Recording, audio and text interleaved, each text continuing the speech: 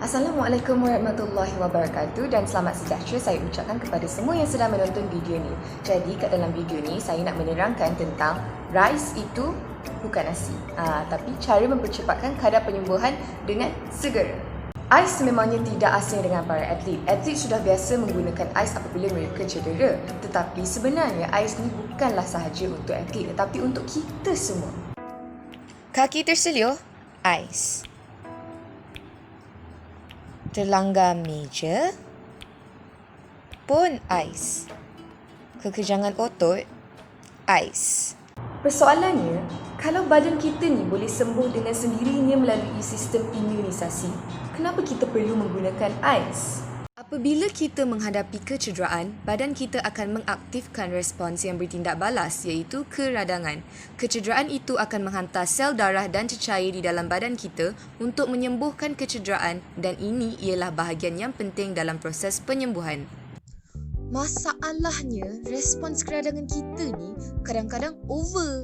Jadi bengkak yang melampau akan mengakibatkan traffic jam kepada cecair yang ingin ke tempat yang cedera, di mana ia boleh menghalang sel yang terdekat daripada mendapatkan oksigen untuk terus berfungsi. Di sinilah ais sebagai hero.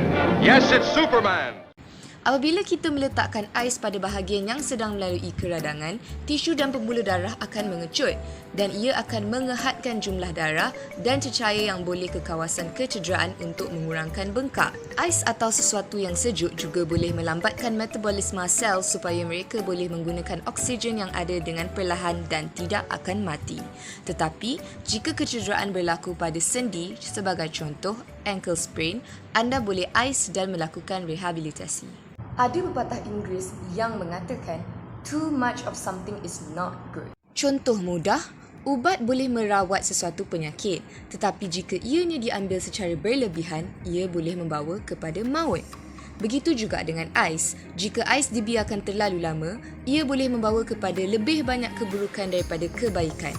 Jika tempat kecederaan itu terlalu sejuk, badan kita akan memaksa lebih banyak sel darah dan cecair untuk memanaskan ia kembali walaupun kita sedang menggunakan ais. Ini akan membawa kepada hyperemia. Apa benda pula hyperemia ni? Hyperemia adalah suatu situasi di mana terdapat darah secara berlebihan di dalam pembuluh darah atau peningkatan jumlah dalam pembuluh darah yang membuatkan ia semakin lebar. Jadi, bila nak masuk mengenai rice? Kita boleh merawat kecederaan ringan dengan menggunakan kaedah rice. Bukan ambil nasi dan letakkan pada kawasan yang tercedera tau. Rice adalah singkatan untuk rest, ice, compression dan elevation. Langkah pertama, rest. Rasa sakit merupakan isyarat daripada badan kita untuk memberitahu kita bahawa ada sesuatu yang tidak kena. Sebaik sahaja kita berasa sakit, hentikan aktiviti dan rehat selama mungkin untuk 2 hari yang pertama. Jangan cuba untuk menggunakan falsafah no pain, no gain. Kerana kedegilan anda akan membawa kepada kecederaan seperti terseluh menjadi lebih parah dan akan melambatkan proses penyembuhan.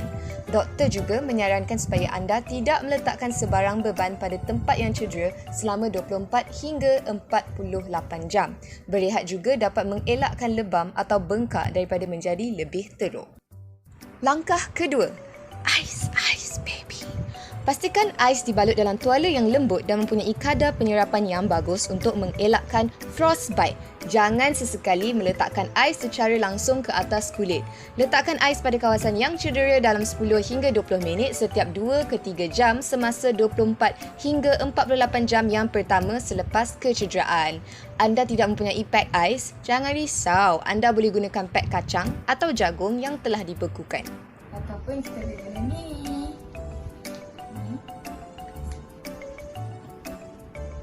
Langkah ketiga, compression. Ini bermaksud membalut bahagian yang cedera untuk mengurangkan bengkak. Balut bahagian yang tercedera dengan pembalut perubatan yang elastik. Pastikan balutan itu tidak terlalu ketat. Jika ia terlalu ketat, ia akan menghalang peredaran darah. Jika kulit yang dibalut bertukar menjadi biru atau rasa sejuk atau kebas, longgarkan balutan. Jika simptom-simptom ini tidak hilang, dapatkan bantuan perubatan dengan segera. Langkah keempat, elevation. Ini bermaksud meninggikan bahagian yang cedera supaya ia lebih tinggi daripada paras jantung kita. Ini akan mengurangkan kesakitan, sakit yang berdenyut-denyut dan bengkak. Nak tinggikan macam mana? Macam susah je. Tak, jangan risau. Ia mudah sahaja. Contoh, sekiranya kaki anda terseluar, anda boleh tinggikan bahagian buku lali dengan meletakkan bantal di bawahnya semasa anda sedang duduk berehat di atas sofa. Kajian menyarankan anda supaya sentiasa memastikan anggota yang tercedera ditinggikan pada setiap masa walaupun anda tidak tuam dengan ais. Adakah terdapat rawatan lain selain RICE? Doktor mungkin akan menyarankan anda untuk makan ubat anti keradangan yang tidak mengandungi steroid seperti ibuprofen di samping rawatan RICE. Ubat-ubatan jenis ini boleh didapatkan di farmasi melalui preskripsi doktor. Sebelum mengambil ubat ini, pastikan doktor mengetahui sejarah kesihatan anda. Ais juga boleh mengurangkan kesakitan kerana apabila anggota yang tercedera berada dalam keadaan yang sejuk, ion yang membawa mesej di antara neuron akan mempunyai saatnya sukar untuk menyampaikan mesej, jadi isyarat kesakitan ke otak dapat dikurangkan. Jadi konklusinya, di sini saya ingin menerangkan bahawa apabila kita mendapat kecederaan, ia merupakan langkah yang penting untuk kita membiarkan sistem imunisasi kita ni berfungsi. AIS ni hanyalah merupakan bantuan untuk memastikan badan kita tidak bertindak balas secara keterlaluan dan memastikan kita lebih selesa semasa proses penyembuhan. Jadi sampai di sini sahaja video saya dan saya harap anda semua dapat manfaat melalui video ini. Terima kasih.